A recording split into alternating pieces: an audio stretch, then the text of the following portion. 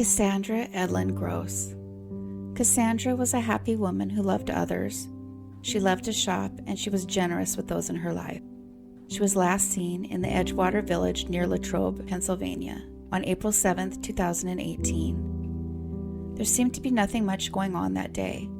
She was very close to her mother, and she spoke to her on the phone around 3:35 p.m. She told her mother she was driving along Route 30, and before ending the call, the two made plans for the next day. The last words to her mother were, "I love you," and this would be the last time anyone would hear from Cassandra again. That day, Cassandra's ex-boyfriend, Thomas Stanko, sent her a text.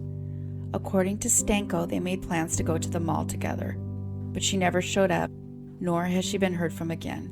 However, her family finds that hard to believe. They had a volatile relationship, and Stanko had been terrorizing her for months. Cassandra didn't return any of her mother's calls the next day about their plans.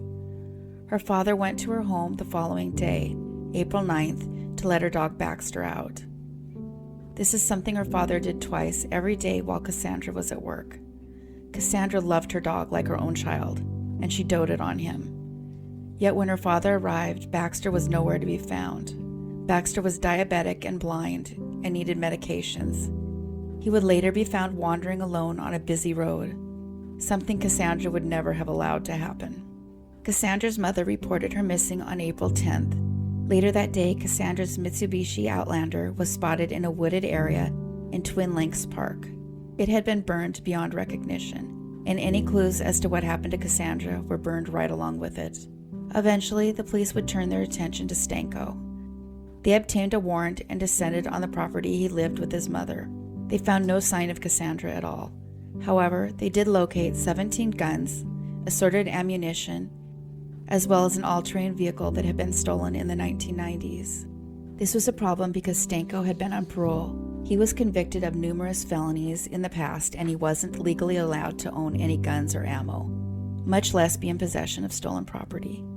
He would later be charged with 28 counts of illegally possessing a firearm. The state gun charges were dismissed later that month, but in December, Stanko was charged in federal court with 2 counts of illegal possession of a firearm. He would also be charged with conspiracy to commit forgery, as he directed his mother to use his benefits card in order to access $1,200 worth of food stamps. Cassandra's family was pretty open about how terrible the relationship was between her and Stanko.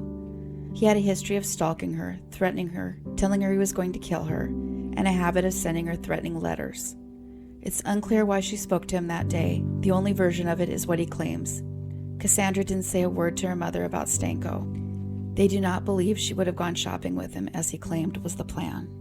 Kathy Gross, Cassandra's mother, has now lost both of her children, and she has stated that there is little joy left in her home. She refuses to celebrate any holidays. She says the time for celebration has passed. Her son Randy died of a drug overdose in 2002. As awful as it was, this feels worse, she says, as she didn't see it coming. Parents are not supposed to outlive their children.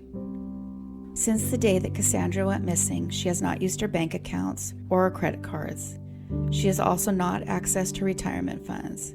The only movement from that day forward in her bank account was automatic deductions.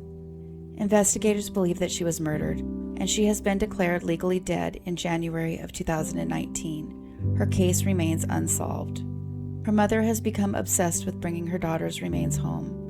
She wakes up early and turns on the computer and begins doing research. No tip is left uninvestigated. Her father, Harry Gross, said that his wife can't let it go.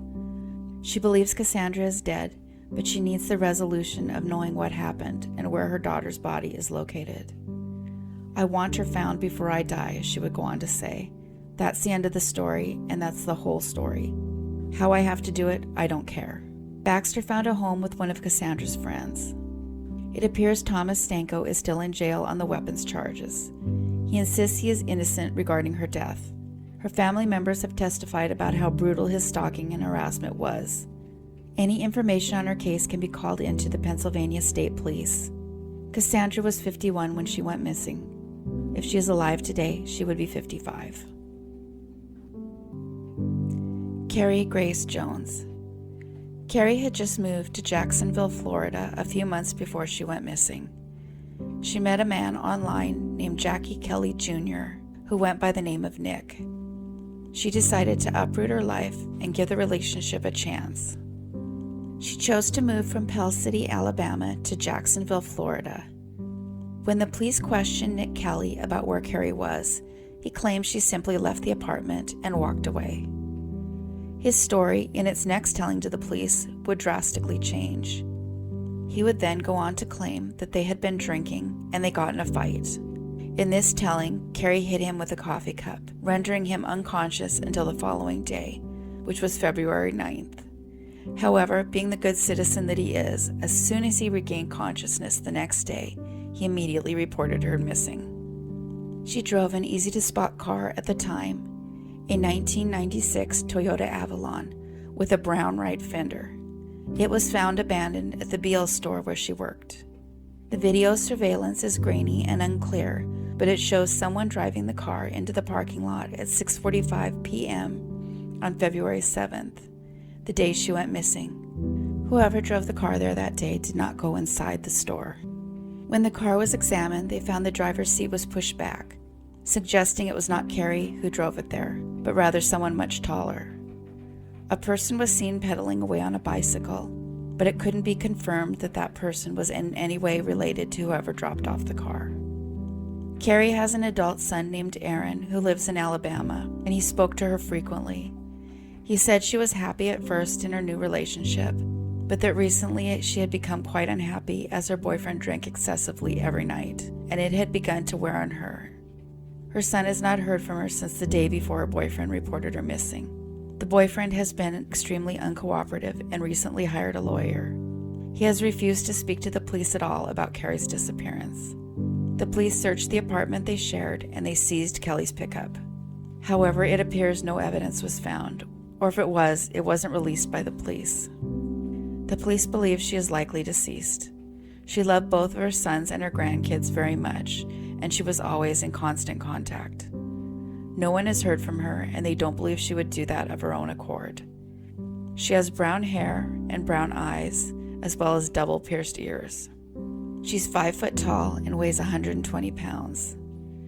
Kerry is deaf, but she's able to communicate with others, and she wears hearing aids in both ears. Anyone with any information on this case is asked to call the Jacksonville Sheriff's Office at the number listed. Kerry was 45 when she went missing. If she's still alive today, she would be 52. Thanks everyone for watching and listening. If you haven't yet, hit the subscribe button. We have new episodes every Monday and Thursday. And don't forget, life can change on a dime. So take care of yourselves and each other.